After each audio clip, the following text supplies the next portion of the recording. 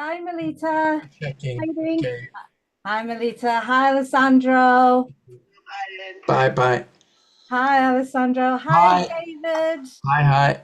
Let me Oh, we had David in the day. Hello, Sarah. Lovely to see you. How are you doing? Hi. Yeah, good, good. Keep Excellent. walking, keep walking. I know. I never stop, do I? I never stop. I never stop. Hello. Oh, lovely to see your face, Alessandro. How are you doing? Good, thanks. Excellent. Excellent. Oh, we've got David back. That's good. I thought we lost him before. Oh, he's Um, a friend, he's a mate of mine. oh, excellent. Well, he Yeah. should be joining us very soon. Okay, so while we're waiting, I don't know how big we're going to get this group because I've had a ton of apologies with it being Easter. I think there's just lots of people with screaming children and they can't really get themselves time off. It makes me wonder, like, was it a good thing that I never had children? Because I don't even think of things like that. But there you go. But I'll let the room run for another a couple of minutes, see who else is joining us if they are joining us. But I think it's going to be quite a nice small group today, with it being Easter. But while we're waiting, if you want to go into the chat and tell me what you hope to gain from this session, it's always helpful. Oh, we've got some more people. It's always helpful for me to know what you'd like to gain. Hopefully, I cover it today, either in the small presentation that I do or in the Q&A portion of the meeting. And if it's a really big, juicy topic that I don't cover, then guess what? That gives me ideas for a future forum meeting. So I will dedicate a future forum meeting to it. So if you can go into the chat and let me know while we're waiting to see if other people are coming. We've got a few more coming in. Melissa says, hi, husband has taken my daughter out for the day, finally a date to myself. I bet you can't wait. Kenny Melissa's like, oh my God.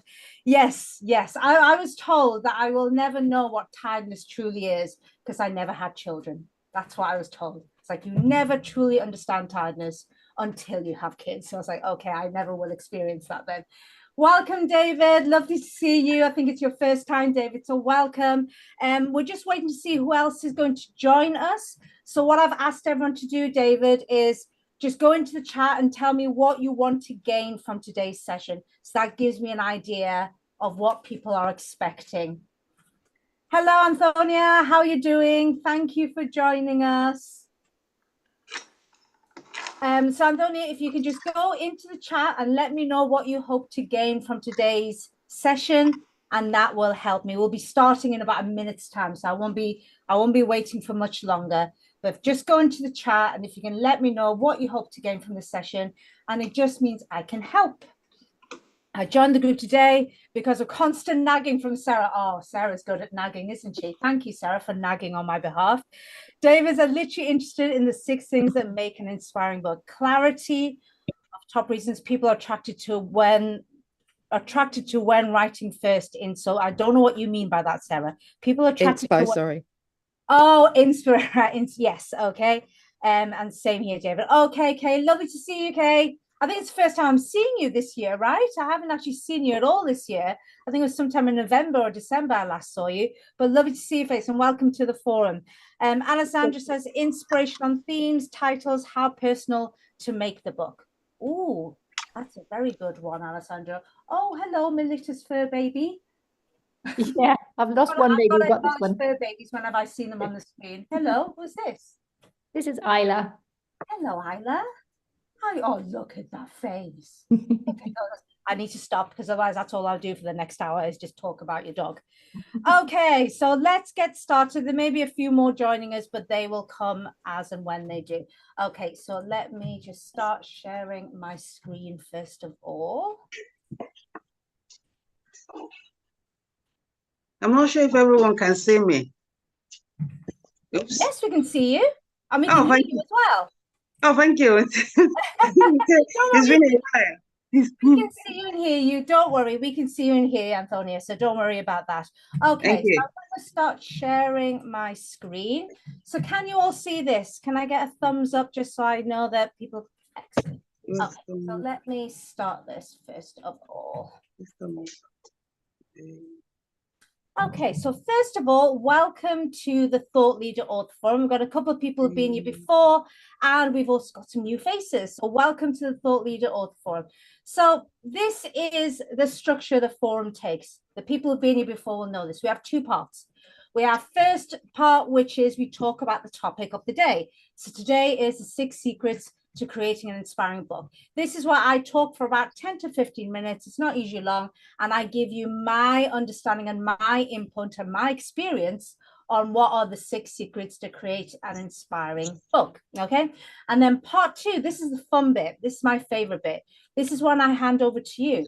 This is when you can ask questions. You can get feedback. You can give your thoughts. I don't even mind if you disagree with me. Feel free to disagree with me because I think it's good to have debate.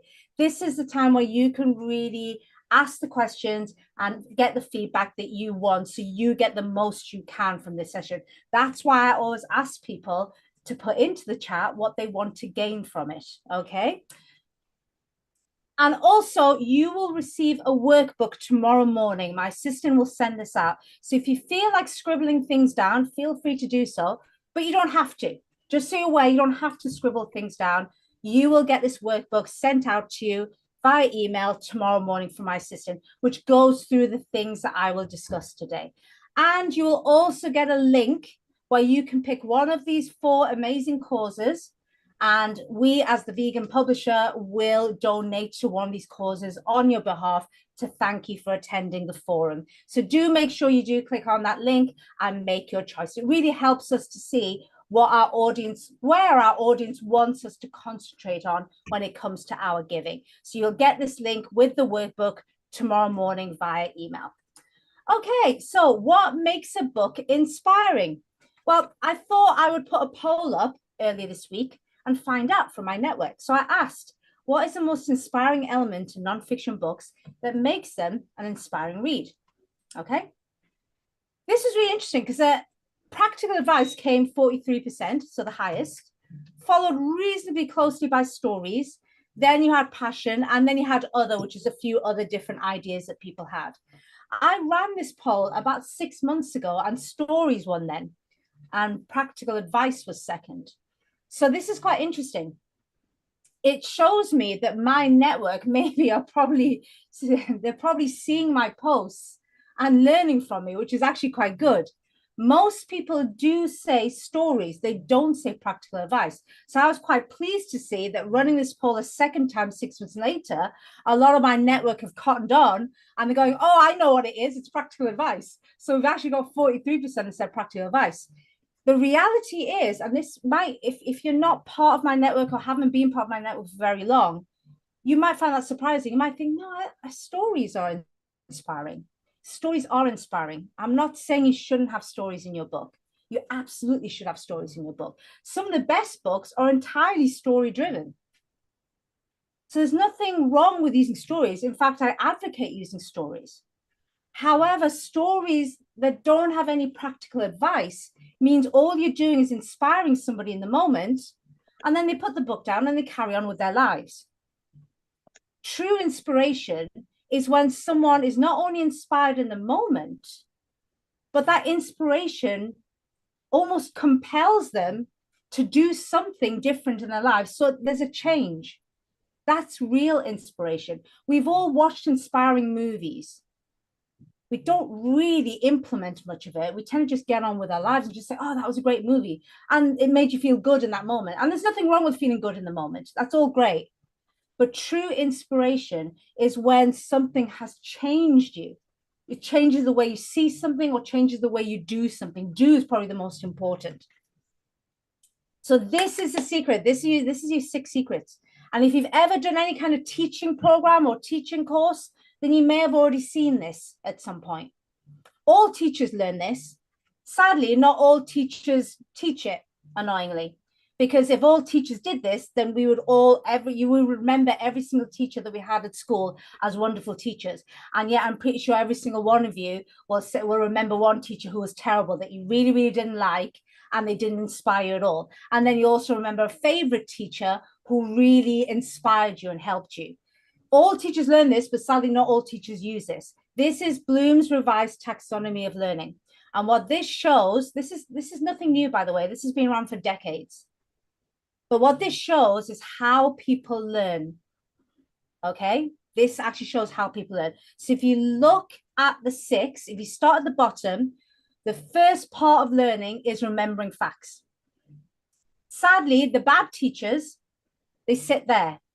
We all remember teachers. I certainly remember a couple of teachers where their way of teaching me was just to write things on a blackboard and expect me to copy it down and remember it. That was their way of teaching me. That's the first wrong, so you definitely need to do that. But just remembering facts isn't inspiring. It's what you do with those facts. So as you can see, the next step up is understanding concepts. I remember this, so I'm showing my age here. I did my GCSEs in 1994. Yes, it was 1994. And I was the last year that did GCSEs. After that, it became something called Key Stage 4. And I believe before my time, there was something called the O levels, and then that became the GCSEs. From what I understand, the O levels were all about remembering facts. What they did was, I've got Melita who's actually agreeing with me. It was all about just remembering the facts and regurgitating out on an exam paper. It didn't actually evaluate whether that person understood what they were saying. You can teach a parrot anything. You can teach a parrot to start saying things, quotes from Socrates. Doesn't mean the parrot understands Socrates or what Socrates is talking about. In the same way, just remembering facts isn't enough. You have to make sure that someone understands those concepts. And that's what the GCSEs did. They kind of took over from the A levels. And then I remember the last time, I was the last generation that did GCSEs in the UK. And then after that, we had something called Key Stage 4. And I remember at the time, it's one of those key memories I have, being so upset because the next generation after me, the next year after me, they were given formula sheets. So whereas I had to remember, for example, the volume of a cylinder is pi r squared h, they got a sheet of formulas. And I remember thinking, but that's not fair. I had to remember all those formulas. I thought they were making the exams too easy. They weren't. They were actually being fair, because it doesn't really matter that you just remember what your formula is. It's whether you can understand it and apply it. And as you can see, the third one up is applying processes. The next one up is you want people to be able to analyze the results. It's not just a case of applying the process without actually looking at what the result is. You need people to understand how they can analyze their own results. Further up from that, what you want them to do is be able to evaluate options, so analyze different results and make choices for themselves. And the final one at the top is creating new knowledge. That is true inspiration. When you get people to not only just read your book, but they actually not only remember things, but they understand concepts. They then go off and apply the processes. They then analyze their results. They evaluate their options. Now you've created new knowledge. Now this, at the moment, you're probably thinking, okay, this sounds great, but how on earth do I do this in a book? How on earth do I apply this to a book? Let me show you some examples and hopefully it will make sense. So remembering facts, the first rung. Some books, by the way, don't even do this. They don't even do the first rung. Remembering facts. So for example, you've written a book about carbon emissions. You don't want people just to read the book about carbon emissions and go, okay, that was great. You want them to retain some facts. So therefore, maybe they can tell a friend, well, do you know the carbon emissions of A, B, and C? Because the more you can get people to talk about it, a specific problem, the more people become aware and want to do something about that problem. So a great way I found to do this in books is to have end of chapter quizzes. If you look at my book, it's just over my shoulder over there. At the end of each chapter, I have a short quiz. It's only about 3 or 4 questions long. But what it does is it stops the reader in their tracks. Be very aware that most people, including you, we've become voracious content consumers. We live in a world where we have the internet at our fingertips all the time. So we just have so much content that we've become the kind of people that just literally lets content wash over us. Doesn't mean we're actually doing anything with the content. Doesn't mean we're implementing anything. And some people can just read an entire book and not even really take much of it in. They only take it in on a surface level. By having end of chapter quizzes, you get somebody to stop and think, oh, hang on, do I understand this? And whenever I've seen this in other people's books, it's stopped me. And what it's made me do is think, okay, let me answer these. If I answer them all correctly, I feel a bit of a win. I get a bit of a dopamine hit. It's like, oh, I'm good. I actually retain that. If I don't know the answer of a couple of things, guess what I do? I go back into that chapter and see if I can get it. That's exactly what you want people to do. You want to stop people in their tracks, and you want people to not just read your book like a zombie. Because sadly, that's where we're at now. People do just consume content. That's not enough for them to be inspired into implementing anything or taking any kind of action. And remember, you're not just writing a book, especially if you're my tribe, you're not just writing a book that's on your bucket list and you just want to show off that you're an author. You're writing a book because you want to make a difference to people. Well, the only way you're going to make a difference to people, if they don't, it's only the way you're going to be able to do it is if they don't just read your book and just consume it passively like a zombie. The only way you're going to make a difference to people is if they implement. This is the first rung, remembering facts. You can start getting them to remember the facts by having end of chapter quizzes. Understanding concepts. So for example, you've got a book about how people can choose ethical products. It's a minefield these days. I've been vegan since 2012 and I still get things wrong. I think I'm buying the right thing and then I find out, no, it's actually a terrible thing. It's causing some kind of injustice somewhere to some kind of being human or other somewhere in the world. It can be a minefield. So say I've got somebody who's writing a book on how to choose ethical products. Well, what you can do is give them case studies. This is going back to stories. This is why stories can be really inspirational. You can just give people facts and figures, but human beings, we're terrible at remembering facts and figures. Most of us are terrible at it. Whereas if you can wrap it up into a story, a case study, people can then put themselves in somebody else's shoes, whether that's you, whether that's somebody else that you're giving a case study about. But if you can get them to put themselves in that person's shoes, then they can see it for themselves as well. So case studies are a great way to get people to understand concepts. So they're not just doing this, they're not just remembering facts. Remember, even a parrot can remember facts. Doesn't mean a parrot understands what it's talking about. You actually get them to understand the concepts by giving them case studies. Applying processes, the next step up. You don't want them just to understand the concepts. You want them to get out and actually apply the concepts. So for example, you want to find out why planes affect climate change on the internet. So you actually set them a task. Set guided tasks. Tell them, and this might sound very strange. A lot of people say, so you're actually advocating, you're wanting people, your authors, to actually tell their readers to put the book down, which is a very foreign concept for a lot of people, because especially within the fiction world, that's the last thing you want. You want your book to be a page turner. You want your book to be something that's, I mean, people even say, I couldn't put that book down. That usually means they're saying it's a great book. And yet in these kinds of books, you actually want people to put your book down. Not forever. Absolutely. You want them to come back to your book. You don't want to just put down your book and forget about it. But you want them to periodically put down your book and actually go and do something. Remember, human beings will just sit there passively and will consume content like zombie. It doesn't mean that you're not creating an impact by people just consuming your content like a zombie. So set guided tasks. I do this in my book. I actually have little call-out boxes and I say, go and do this, go and do that. And I give them tasks to go and do. So in this case, if I was written a book about how planes affect climate change, I can say, I want you to go out on the internet and I want you to go and find out and give them step-by-step guidance on how to go and do something. I do this throughout my book.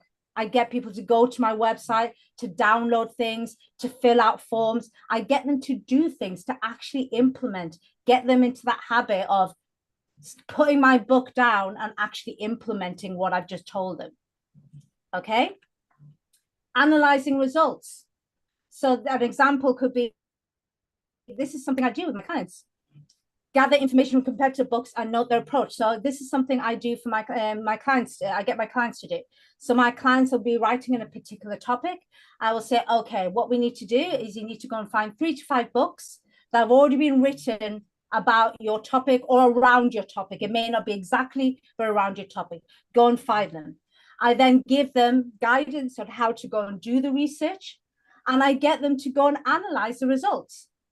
So I get them to find out what are the main things that are good about these books. What are people saying that are good about these books? What are the main things that are bad about these books? What complaints are you seeing in the reviews? What are people saying that's negative about these books? What patterns do you see? Is there an overarching pattern over what's positive and what's negative about these books? Because that's going to help you with your book. So they go and do that. They complete the process and they record their process. I give them forms and they're able to record it. Now, if you're thinking, well, how do you do this in a book? Obviously, with my clients, they're paying me to follow up with them and give them accountability. You can't do that as an author, but you can certainly give them guided tasks on what to do, tell them how to go and do something and tell them go and record it. Absolutely, you won't be there to follow it up, but you can still get people. I mean, don't get me wrong, there's going to be some people who just ignore you. Can I guarantee that every single person who reads my book actually puts my book down and goes and does all the tasks I give them? Of course I can't. I'm not there with them. So I can't say every single person who buys my book actually does everything that I tell them to do in the book.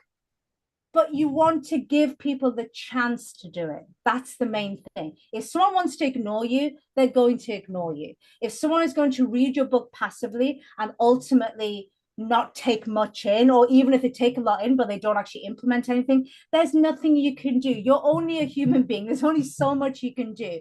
But whatever you can do, you want to encourage people to actually put your book down and go and do something with the information that they've just learned. Second to last, evaluating options. So for example, say you've written a book on software tools and you want to actually get people, you could just tell people, say, you can give them like a top 10 list of a particular software tool. So you can be like top 10, I don't know, CRMs on the market. That's just off the top of my head. I'm just thinking you do a top 10. Now, what you could do is you could just give them a top 10 of the best CRMs on the market right now. People will read that and go, okay, great. Well, a better approach would be getting them to choose. So getting them to go and research the top 10 that you've given them, maybe giving them a form where they actually work out what they actually need from a CRM software. And then you get them to go and analyze it and say, go and check it against all of these software and see which one is the best for you. Because my number one may not be your number one. Your number one could be number 4 on my list, but your needs are different to mine. So you're teaching them how to evaluate options, okay? So getting them to choose the appropriate course of action for a set of possible alternatives. That's a really, really good way of getting people to learn. I'm always worried about books that pretty much say, this is the only way. I've read many books out there, they'll just say, well, this is how to do it, and then that's it. You're not taking into consideration that different readers are going to have different sets of circumstances. So if you can get them to evaluate options and basically make your advice work for them, mold to their particular circumstances, you've got a much higher chance of success, of that person actually thinking, wow, this book's really helped me. If you give them a very linear, this is exactly what you have to implement and that's it, and you're completely rigid, you're not taking into consideration there's going to be some readers whose circumstances don't allow them to actually implement what you want them to implement. So having that option where you allow them to evaluate options really, really helps. Final one, creating new knowledge. So for example, you've written a book on, I actually have a client who did this.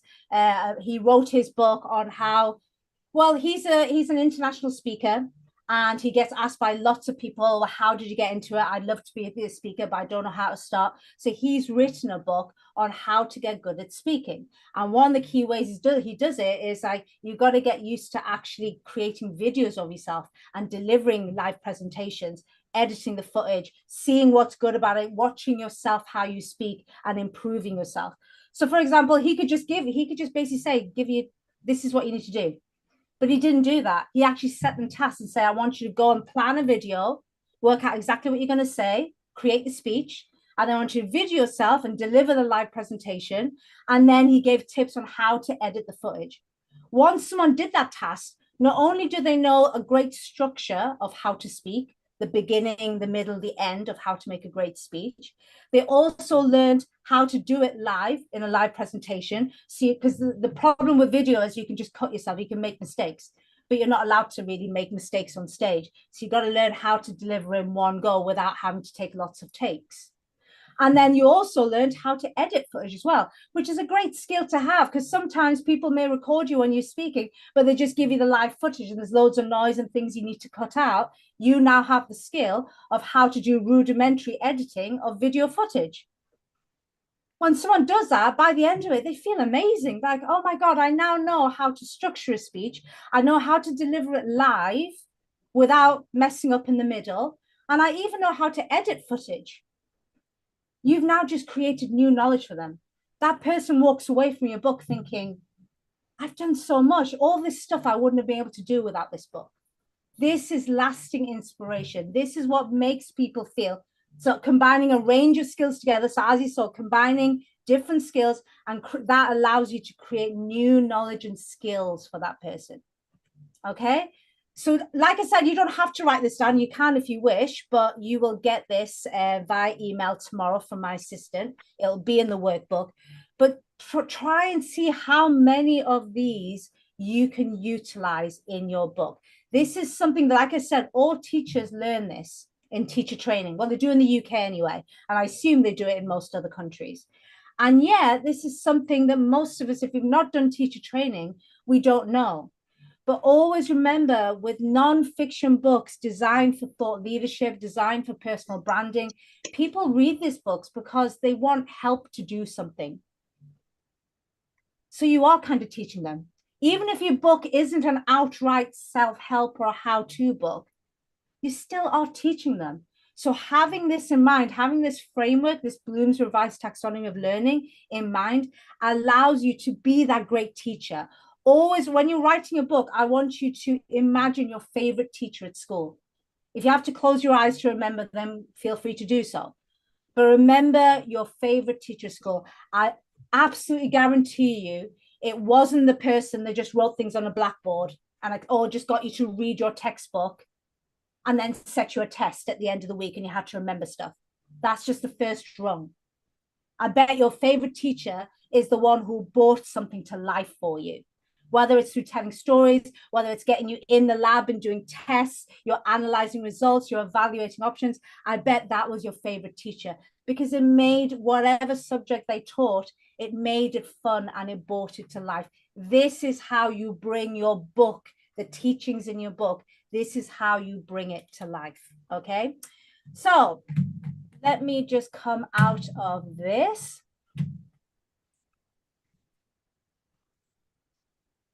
Oh, lovely to see your faces again. So what are your thoughts on that? I'd love to, well, first of all, tell me, what did you get from that? Was there anything there you just thought, anything surprised you? Or maybe you just thought, no, I already know this. I'm already doing this. And then you get a gold star from me if you are, of course.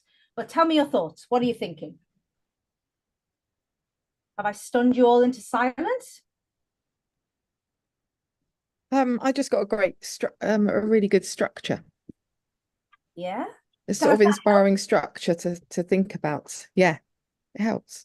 Excellent. Let me know how you implement these things, because I think a lot of people forget, that these books are still teaching. Yeah, I agree with that. Absolutely. Yeah. Because even though I've done Bloom's taxonomy when I was doing my teacher training, I forgot all about it. Well, there you go. There we go. Okay. But as you were saying it was just coming back to mind. And it's absolutely wonderful that you use that analogy to explain how a book can inspire the reader. Excellent. I'm so glad. I didn't realize you'd done teacher training. Yeah, all teachers learn this, and yet somehow we still have bad teachers. And I just think, why aren't all teachers great teachers? Because they learn this. They learn, the Bloom's taxonomy of learning, and yet most teachers, not most teachers, but some teachers don't use it properly, including myself, because I'm still currently teaching. But it was during my teacher training that I used it last, but it completely gone because I had a break after teaching. So Oh. going back to teaching now, I haven't used it, but I use the college So system. now you're going to start using it, aren't you? Thinking, oh my God, I need to. Absolutely. Absolutely. It's a wonderful way of remembering that Yeah. people are just, we are more so than ever before. We are just like content zombies now. Yeah. You know, we can just sit there and passively watch TV programs. We passively scroll through our social media feed. We're just taking in content. We're not actually doing anything with it. So to make your book truly inspiring, you have to kind of hack the human brain a little bit. You need to get them to stop. You need to get them to go and do things, to go and implement things. That even if it's just like tiniest things, but you need people to do that, because otherwise they will just read through your entire book, maybe even enjoy it. They may even leave you a nice review on Amazon, say, hey, your book's great. They still haven't implemented anything of it, which would upset me as an author.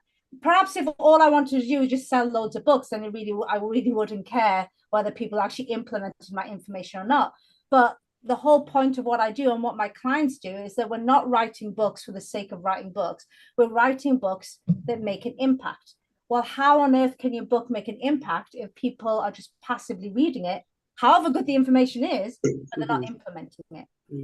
So you have to adopt this Bloom's taxonomy of learning, and you have to integrate it into your book, because then you've got the highest chance of at least some of the people implementing what you do. And those are the people who become your raving fans. It's one thing to get a review on Amazon saying, oh, this is an inspiring read. And that's nice to get. It's always nice to get a review on Amazon. But the reviews that really give me a kick, you know, and make me feel amazing, like, oh my God, I'm doing the right thing, is when I get a review on Amazon that says, I've implemented this and this is the result. Like one of the nicest reviews I got was from a lady called Heather, who implemented a few things in my book, and she said nearly 1,000% return on investment. Wow. So she was just like, she literally 10 times her income for that month, putting in what I was like, oh my God, I just changed that woman's life. Wow. She's going to keep implementing those things. But that's only because she got off a bum and did it. Yeah. That's There's so many mind-blowing. people who would read my book despite my best ways of trying to get, and they still passively read. But at least you've got to give them a chance. That's the biggest thing. And one of the biggest issues I have with so many nonfiction books, even the really well-written ones being published by major publishers, is it's all story inspiration. It's all like, oh, wasn't this amazing? I did this amazing thing. And you feel great. It's like, you know, when you watch a great movie and you feel inspired. But then what do you do with that? You just carry on with your life afterwards. Maybe talk to a few people and say, oh, that was a really good movie. You need to go and watch it. But you haven't implemented everything. So then there's no lasting impact. Yes, Alessandro.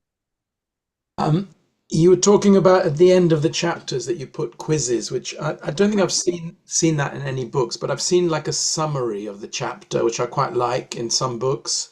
So it's kind of, oh, these are the top 6 things that were covered. And I'm just wondering about other possibilities at the end of the chapter, because I think if I had a quiz, I'd feel a bit sort of I like the highlights. A quiz, I feel like I'm being tested, and I think, shit, I didn't. I better reread it. So I'm just curious. A couple of things. Space, you know, like for notes, for example, at the end of a chapter, or nowadays with social media links, for example, I teach Qigong, so I'm wondering whether put a link to a breathing practice that's on YouTube, for example, at the end of the chapter. So it's like they can take something else, another step. Or do you think that's a bit too much? It's absolutely not too much. I'm greedy, Alessandro, so I do both. At the end of my chapters, they get a quiz, and if that makes them feel bad, then good, because it means they didn't read my chapter properly, and they should be going back. But you're obviously a much nicer, kinder person, Alessandro, than I am. I'm just like, what's wrong with you? Why have you just passively read my chapter? Please go back and give me the respect I deserve as an author and read that chapter properly. That's what I like my quizzes to do. But if that is a little bit too harsh for you, that's fine. We've all got to work to what feels right and resonates for us. So if you feel like maybe that isn't the right way to go, then absolutely, you know, having something, but I do both. So in every single one of my chapters, I also give them something for them to go and get by going to my website. So yes, I'm again that what I said before, you want people to periodically put your book down and go somewhere because they're doing something then. But the other great thing is Amazon, you can literally sell 1 million copies of your book, Alessandro, on Amazon. You would not have a clue who has bought your book. They will not release their customer names. So you want to know who's reading your book. So therefore, by giving them the opportunity to go to your website, you can put it behind a form where they have to give you their name and email address, for example, or maybe even their phone number if you feel comfortable asking for a phone number. That means you're creating an email list of people who are interested in who you are and what you do. So for a purely selfish reason, it's a really good idea to offer things, but also it's a wonderful reason because it's a way to give back to somebody and give them more things to do. So that's a great way of doing it, Alessandra. Yes. What about like I said, I would do both. I do both. What about space in books? Because I think books are often crammed with so much stuff, and even what you're saying, it feels like there's a get as much in. And Yeah. from a kind of Taoist Chinese, Qigong point of view, space is almost more important than text. I'm not saying there shouldn't be much text, but what are your thoughts on leaving space at the end of each chapter or between I don't know. I sometimes think people should just have a blank page to draw or write on in each chapter. You can do. I've seen, and I've published, a number of my clients have left a couple of pages, even putting lines in, so lined pages for people to write in. It's not something that I did, but that's only because a personal thing. I don't like writing in books or at the end of books. I'm the sort of person that just pilfers through an entire book and starts highlighting things as I go along. So my way of learning is I highlight things or I put a circle around things. Then I've got one of my best friends absolutely hates that. Her books look pristine. She does not we've all got a friend like that, don't we? They kind of revere books so much that it's like literally, I've got one friend who gets upset when the spine is broken. I'm like, oh, for God's sakes, it just means it's a well-read book. It's not a big deal. But she has a panic attack. She doesn't like the line in the spine. So I'm like, well, how do you read your book like this? You must be reading your books like this. So, I mean, it's all personal. But yes, space is good. Just to give you an idea, just how a professional typesetter does it. That's a job of a professional typesetter. They look at things like space. They even look at spaces between characters. It's called kerneling. So they're able to work out the optimal space between each character. They're able to work out the optimal space between each sentence. So all of that is called kerneling and typesetting. And I don't deal with any of that because there's wonderful people who've trained for many years who do that for me because that's their job. And I don't really want to learn all that kind of stuff. But yeah, space is very important. It's an integral part of design. It's not always what you put in, it's sometimes what you leave out that is more important. But I don't get into that because, like I said, we're going into the realm of design now. Yeah, thank you very much. Okay. And there are some wonderful people out there who can take that off your hands and do it for you. Thank you. Excellent. And let me just see what people said they wanted to get out of this. I want to make sure that I covered everything. Okay, so Milita, you said you're working on yes, you're already an author. I remember you say you're working on your second. So has that helped you? Has that given you ideas, Milita, on how you can, I mean, it's not always possible, by the way, before you're thinking, well, I don't know if I can implement all 6. Just implementing 2 or 3. Some books don't even implement anything. It's just literally a book that inspires in the moment, but there's no practical advice. Last week at the forum, I did an example of a book that one of my clients is using as one of the books that he's researching to help him with his book. And the biggest criticism of this book, I forget what it's called, One Pencil or something like that. It's a book about this young guy who's now created 250 schools in third world countries. Very inspiring. I mean, you can't really get much more inspiring than that. But the biggest criticism, this is a New York Times bestseller, by the way. But if you look on the Amazon reviews, the biggest criticism, all of the 1- and 2-star reviews is like, I read this book because I want to be a social entrepreneur. This gave me zero practical advice. It's just this guy. Apparently, this guy's friend is best friends with Justin Bieber's friend. He's got Richard Branson to write his forward. You can kind of work out the circles that this guy runs in. So, of course, he's been able to go and do this amazing thing. There was no practical advice on how an ordinary person could even do a tenth of what he's done. And that was the biggest criticism. So if you can just implement just 1 or 2 or 3 of the Bloom's taxonomy of learning, you're doing better than this guy. And this guy got a New York Times bestseller. Yeah, it's been really good because my first book, a lot of the reviews have been that because it was my journey to master networking as a shy person, and it gave practical advice from my perspective. Like, this is what the other books say, but this is what I found work. So it had that nice balance. And lots of people have sent me messages. Oh, went networking for the first time and I felt great. And people thought I'd been doing it for years, thanks to, because they've followed the steps. But it's a good reminder that that's what my audience I already have really liked about the book. And I need to replicate that in the second book. So I've got some good ideas of how to do that. But also, I like your permission to, because I see this in a lot of books, but my publisher for the first book, well, as you know, she wasn't great, but she said, absolutely, you must not put any website links in there to say, hey, go here and get more resources. It's like, but I want it to build my business. So I need that. She said, no, you won't be able to get book awards and you'll be thrown out. And so now I have left her. I got out of my contract. So I'm thinking of doing a second edition where there's one aspect that I get asked about a lot that isn't in the book that I can add and then have those links and maybe bypass things that way. But yeah, lots of great advice. You've made a really good point there regarding, there are some book awards, by the way, who don't see if you, I don't know why. This is just snobbery at its finest, basically. And Sarah's nodding her head there. It's just snobbery at its finest. It's people who are there's still people out there who think a self-published book is just self-published.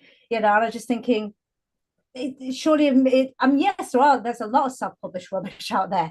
That's a problem with self-publishing. It's a double-edged sword. On the one hand, brilliant. It means everybody now, if they want to say something, go and say it. That's really, really cool, because there's been certain communities that have been marginalized on the whole from the printing press.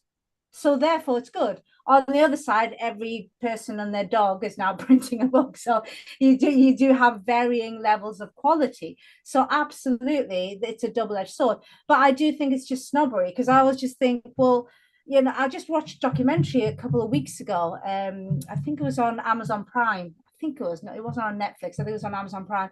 And it was about this lady who went vegan in 2013 and she became an influencer, and she was making a ton of money by 2016 because she had terminal cancer and she went vegan, and apparently she was curing herself of terminal cancer. She didn't have terminal cancer. It was all complete lies. She was offered a book deal by Penguin Random House. And in the documentary, it actually came out that Penguin Random House must have known that she didn't have terminal cancer, because you don't need to be an oncologist to look at this woman and realize there's no way you would look the way you do if you had terminal cancer. There's just no way she'd look so well, and it was just impossible. So basically, they didn't care. What they were thinking was, this person has over 1 million followers on Instagram. If we can just convert a few of these people into book buyers, we're quids in. So that's what your big traditional publishers are doing. And then people are getting snobby about self-publishing. It's ridiculous. So just be aware, there are book awards, sadly, that still have this snobby attitude of, oh, well, either they don't accept self-published books, or even if they do accept self-published books, you can't have links and that sort of thing. But it's changing. I know a lot of book awards which don't care about that. They're just like, why would we care about that? We just want books that are high quality with great information, actionable information. So there are some great book awards out there. And the other thing to remember is, book awards are great, but what's really going to make a difference to your business? Leads, surely. Awards are great. It gives you social proof. But without leads, you don't even have a business. So by all means, stick links everywhere you want. I do. I give people reasons to go back to my website and download things for free or get in touch with me. Practically every single chapter, I'm giving them some kind of opportunity to get in touch with me. So don't feel afraid to do that. And I'm glad you've left her. She sounds awful. Lovely lady, but clueless when it came to publishing, and some very weird ideas that didn't work out in practice. But Excellent, excellent. Okay, is there any more questions? David said, please excuse me moving around, but I have a cramp. But bless you, David. Don't have a cramp. Just you need a treadmill like me. That's what you need. I need to send you a link to my treadmill so that way you can be walking when you're doing this. I was wondering what you was doing because I wasn't on at the first few minutes and nobody explained to me if this was your norm. You know, I had a few ideas of my own until you explained it. I do have it. I don't know if you can see. So I've got this treadmill. So there you go. It's just a small treadmill. And I've got a little bouncer as well. So when I need loads of energy, I'll go and have a bounce on that. I'm just a big kid, really, David, but I go and have a bounce on that when I need a little bit more energy. But yeah, okay. So any more questions? Actually, before I take the next question, oh, Melissa, have you got one? They're awesome, aren't they? It's so much fun to bounce around. I can be on there for hours sometimes. And I've got the treadmill, not the bouncer. Oh, get yourself a bouncer. It's more fun than the treadmill. The treadmill's fun, but the bouncer's even more fun. Just okay, I'll put that on my shopping list next. So before I take the next question, just to let you know that a lot of the questions like this, I would love to speak to you on a one-to-one basis if you feel that'll be helpful for you.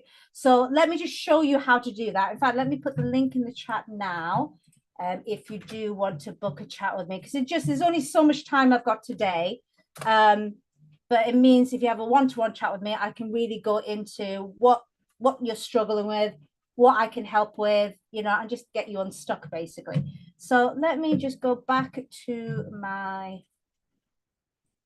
slides. So go back to here. Okay, so you can all see this.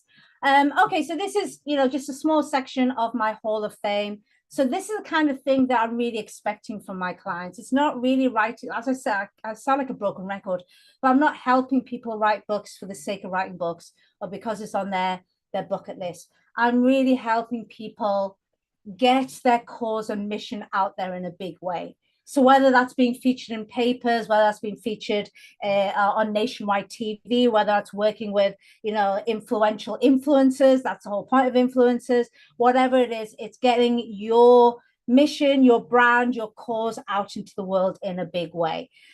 Just to give you this, just a couple of book examples. So these are two of my clients.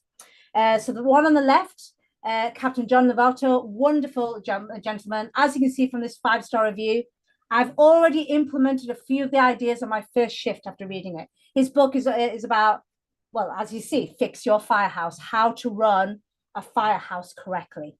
Okay, we call them fire stations. This gentleman, if you're thinking what the hell is a firehouse, this gentleman is in the US. That's what they call fire stations, firehouse over there.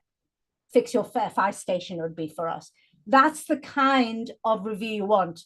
I've already implemented a few of the ideas on my first shift after reading it. This is true inspiration. Please remember that. If you ask most people, they will say stories inspire them. They're not lying to you. They just don't know any different. Stories can be inspiring. You absolutely need to put stories in your book. But if you just have stories in your book without practical advice, that's not true inspiration. You want reviews like this. I've already implemented a few of the ideas. That's the kind of reviews you want. That's when you know you're making a real impact. On the right-hand side, we've got Dan Highcock, another wonderful gentleman, a former Paralympian, and he wrote a book to help people who are in wheelchairs to be able to work out. He realized that people in wheelchairs need to, even more than we do as able-bodied people, they need to stay fit and healthy. However, they struggle to stay fit and healthy because a lot of the times they need a second person to help them work out. So he devised a book that shows people how to work out if you're in a wheelchair without needing a second person. Oh, David's like, go and get the book. He's an awesome guy, awesome. And look at what was left for him. Brilliant book, Dan. I use every day, not only for the workout, but to give myself a kick up my behind to go do a workout. That's what an amazing, that's what you want.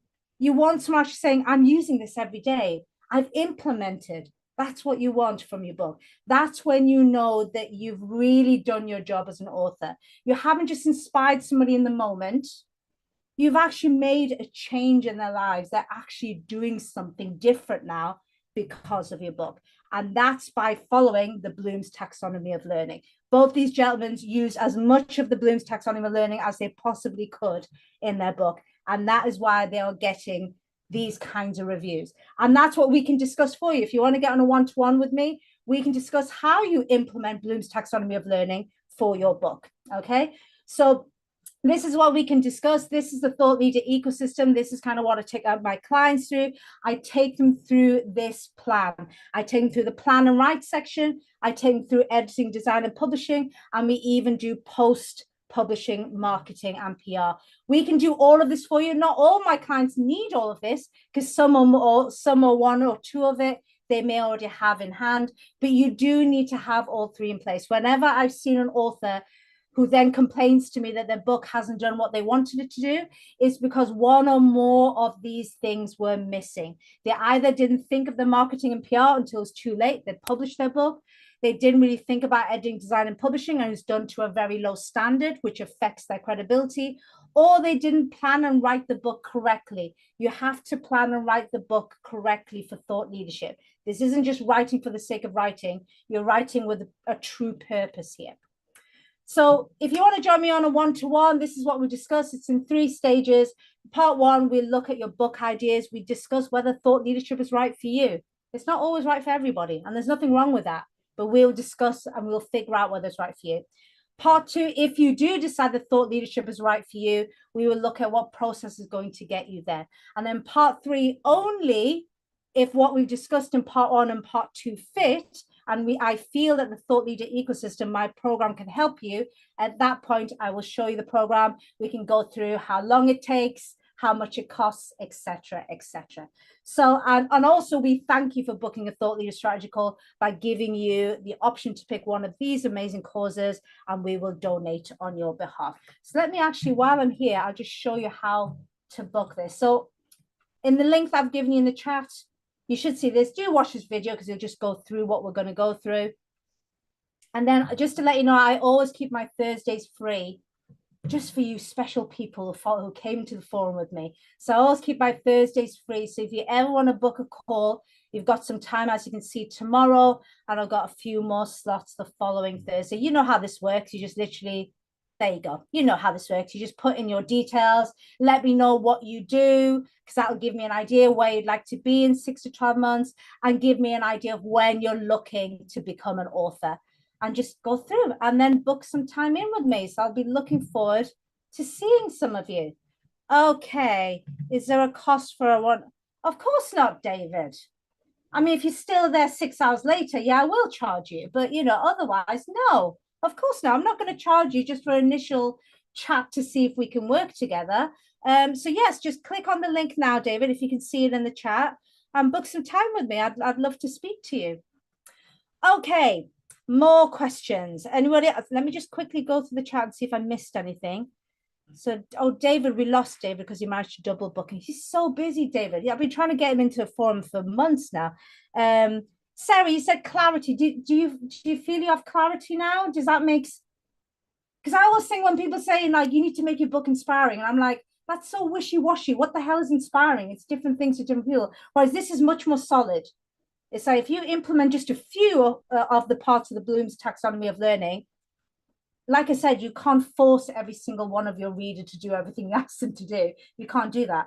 But as long as you're giving them the options, then you are likely to get the reviews that you've just seen, like John, you know, like Dan got for his book. So yeah, I hope that's helped you. Alessandra, okay, so we didn't cover this. So inspiration on themes, titles, how personal to make the book. Okay, well, let's actually quickly discuss that. So how personal to make the book. As personal as is comfortable for you, Alessandra. The more you can be open and honest and really show people warts and all what your life is all about, the more people connect with you. That's something I wish somebody told me in my 20s, because I spent most of my teens and 20s trying to act like the perfect person. And I just, if I had a time machine, I'd go back and say, you really shouldn't be doing that. You should be telling people how messed up you are, because people seem to like you when you tell them that you're messed up and you're broken. David's going, yes, I'm messed up and I'm broken too.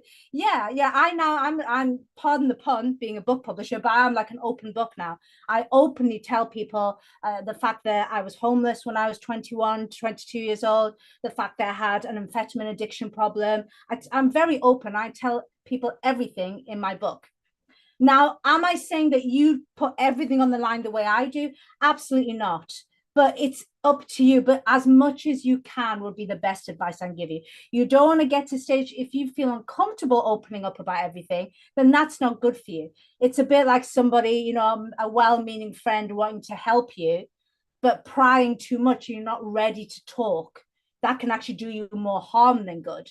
So you have to make that choice yourself, but be as vulnerable as is comfortable for you. You'll find the more vulnerable you can be, the more fans you get.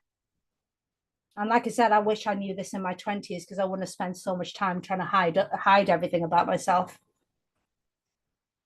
Does that help you? Excellent. Okay. So David said he had to go.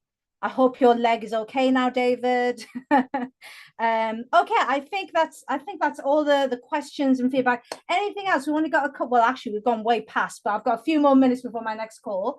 Any other final questions or feedback or anything? Oh, I think Antonia is saying something, but I think you're muted, my love. I can't hear you. Okay. There we go. Yes. Right. So my question is, must it be on to do with food, like vegan? Because I've got a different book. Initially, I had a book about food, which I'm still going to work on later on. But right now, I want to publish a book about myself, about my life journey, which I feel is very inspiring, because it's an uncommon life journey that it might be common to people of my background, but it's not even. It's like it's an extraordinary journey that I took in life that I think people will benefit if they implement tenacity. The things that guided me through, and the things that I know now that I didn't know at the time. I was just working on natural instinct, but the things I know now, combined with what was guiding me then, will make people not to become tenacity, to just go for what they want. Okay, so what's your question on that? My question is, it's not about food, the book I want to publish. That's fine. As you saw in the examples I gave you, I had one chap who's writing a book about how to organize a fire station, and another person about how to work out in a wheelchair. It's true, So it doesn't have to be about food at all. It's whatever you're helping people with. Just the main bit of advice I would give you, Antonia, is there's nothing wrong with writing your life story, but always make sure you give people, as I've shown you today, practical tips that then go and implement. Because otherwise, it doesn't matter how extraordinary your life is. I'm sure your life has been extraordinary, Antonia, but people generally don't really give a crap about other people's lives unless it's a celebrity. Last year, the biggest selling book in the world was Prince Harry's autobiography. Now, that book, people weren't reading that book to learn how to be a royal. They're reading that book because they're nosy and they want to know what's going on with the royal family. So unless you're famous, then people don't really care about your life unless you give them practical advice. Yeah. And then you don't even have to be famous when people still want to read it because they feel like, oh, this woman can help me. So make sure you implement Bloom's taxonomy of learning into your book, and it doesn't just become a memoir. Memoirs are a big no-no. Memoirs are great if you're famous or you've done something, really huge, usually towards the end of your life. Otherwise, you can have elements of memoir, absolutely, talk about your story. I've just told Alessandro to be as vulnerable as he can possibly be. But elements of memoir, it shouldn't be a memoir. It needs to be a practical book that helps people. Yeah. Okay. Excellent. Thank you so much, everybody. For God, you must love me. You're still here. It's 1 p.m. We're 15 minutes past and you're still here.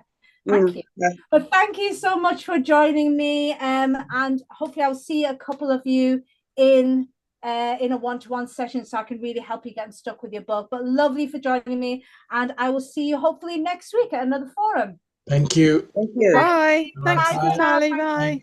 Bye.